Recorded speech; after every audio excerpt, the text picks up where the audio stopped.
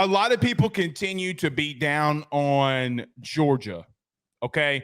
A lot like how people were beating down on Michigan. Now, my best bets on AYS this week, Joe, I did take both Georgia and Michigan to cover, and Michigan covered, Georgia didn't. I probably should. My buddy Pate State, who we interacted on Twitter this week, I probably should have listened to him. He's been to one-score games every single week, and he told me not to take Georgia to cover, and I probably should have listened to him. Okay.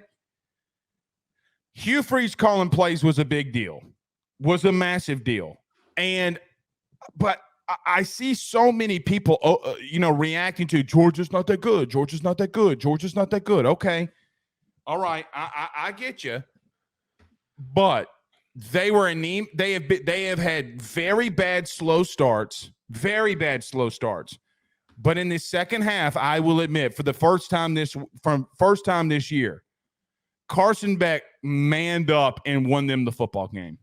He manned up and won them the football game in a hostile environment, on the road, rivalry game, the South's oldest rivalry, and he continued to go to Brock Bowers. Dude, this is how beat up Georgia is too, by the way. They literally gave a fullback dive to Brock Bowers to try to get a critical third down. Like they are beat the hell up. And you know what? Everybody's putting down on their offense and the young man. I'm not going to do that. You know why I'm not going to do that? Because I don't know if he has the health around him. The right tackle, Mims, I think just had surgery. A lot of injuries surrounding him. They're a very, very young football team. And when they needed him the most, he stood up. I was like, man, this kid's growing up right before our eyes. I think that makes them a little bit more dangerous. Now, they have Kentucky this week. I think they beat Kentucky. Yes. I still think they're the best team in the SEC when it's all said and done. I think they might be still the best team in the country when it's all said and done. So I think after this game, I am going to make a move. I'm going to push him back a little bit. Who do you put at number one?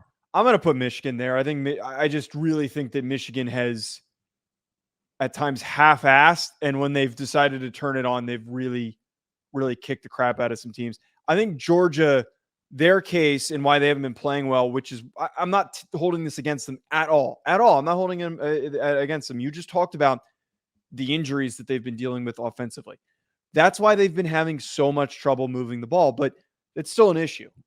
If at the end of the season, the same injuries continue to linger, and a lot of times, I'm telling you right now, and as both of us having both played know this, just because you recover from an injury doesn't mean you're still not hurt the whole season. They're going to be lingering injuries that stick around for the rest of the year.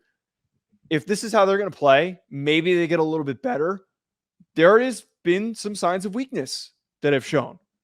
The only way that you can correct that is them getting healthy again. And it's going to take some time.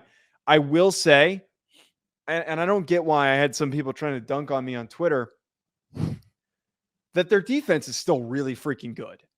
I know that they gave up some splash plays and some long runs, and they gave up 17 points, but they are swarming all over the field. They get after ball carriers. They get a lot of tackles for loss. That defensive line might not be as freakish as it's been in the past, but it's still really goddamn good. Georgia is still in the top two conversation. We just might have to push them back a little bit because they've been banged up. Hopefully they get healthy. And if they do, look out. And he talked about Beck. I think that Beck is starting to show us that this is a guy who can be maybe not Stetson Bennett level, but can be a really good quarterback for this team as he grows and plays for this program more and more times. Brock Bowers, though, won them the game, man. Brock Bowers is put him on the Heisman list. I'm going to talk about him when we do standouts. Oh, my God. Dude, he is the best player in the country. Dude, you literally came in here and made fun of Desmond Howard for picking him to win the Heisman. Now look at you. Wait, did I? I don't remember that. Yeah, you came in here and made fun of Desmond Howard. Yeah, you did. Desmond Howard picked Brock Bowers to win the Heisman.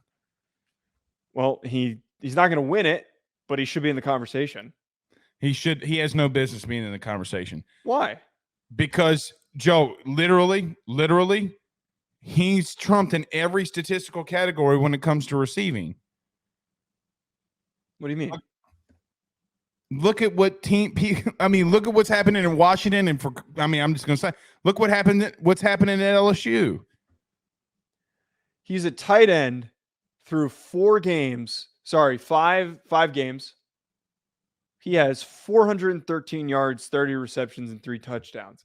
He also does he have what are his rushing totals? Does he have any rushing totals? I don't know. Well, he's definitely got 1 for 3 yards. Still, that's unheard of statistically for a tight end to do this. It's unheard of. Nobody goes 8 for 157 and a touchdown and single-handedly wins your team the game. Tight ends don't do that. Did you watch the Ole Miss LSU game? Did you actually watch it? And did you see what all those receivers did? Okay, I did. I'm all still giving it to Brock Powers over Jaden Daniels. Right. You're an idiot. You're an idiot. There's no way deal with it. Deal with it. One guy has 400 yards per game and 4 touchdowns. The other one just had his 4th touchdown. One's averaging that a game. He's a tight end on the. You just said the best team in the country. Jr. is averaging 2 touchdowns per game and 157 receiving yards. You just don't want to pick him because he's a tight end. It's fine. Just admit that you want to pick a quarterback. In that conversation, like, let's grow up, Peter Pan. It's not a matter of growing up. He's the best player in the country. There's no pixie dust over here, Peter Pan. At some point, we got to grow up. All right. It doesn't matter the position. Let me say this about Georgia.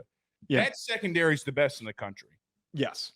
They are the best secondary in the country. And you know what? If you know what I really am selfishly wanting to see, I want to watch Washington versus Georgia. I want to watch the best secondary in the country go against that passing attack. And we might get that game, man. We might really get that game. Yeah, we might get it. But I'm going to tell you this. I don't think Washington can bruh, that secondary from Georgia is something serious. They have the best 2 safety duo in the country. Like, yes. I mean, I know in the front 7 that they are not as what they used to be the last 2 years, but they have never had this secondary. I promise you they've never had this thing. Bullard, I think the Starks kid can play multiple positions, but he mainly plays corner. Reminds me a lot of Derek Stingley. Just unreal the amount of talent that they have in the secondary. Here's the thing, though, Joe. One thing I'm going to push back on you. Okay. They are doing this offensively with white dudes and walk-ons. WW, squared, okay? They are doing it with walk-ons. They are doing it with, like, tight end running backs. Number 86, I forget the kid's name. He's having to get things going on the ground for him at times. Like, they are beat to hell. And you know what? They continue to find ways to win. And sometimes, Joe, when you name another team in the country, entertain me on this.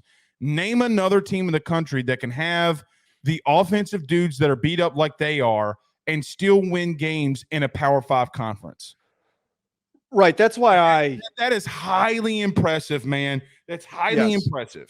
That's why I'm not worried about them. I think a lot of people that are Georgia haters want to come out and say they're struggling. Their issues are going to catch up to them. They're going to lose a game.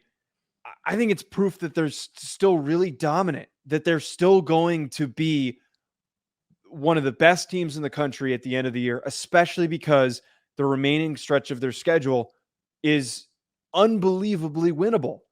They have had so many injury issues and they've still found ways to succeed. They're going to be fine. They're going to be completely fine.